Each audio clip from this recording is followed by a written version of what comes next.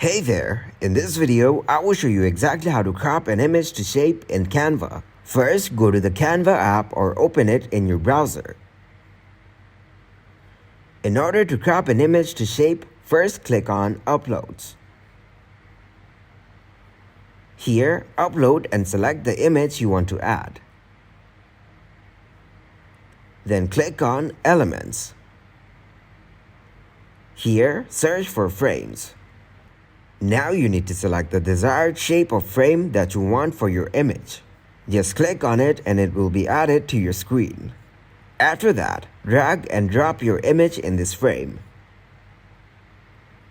You'll see the image will be converted according to the shape of the frame. Click on three dots right above it to see various options. Now you can place it anywhere on the screen. Also, you can add multiple frames and images on your page. So this is how you can crop an image to shape in Canva. Thank you very much for watching and don't forget to like the video and subscribe to the channel.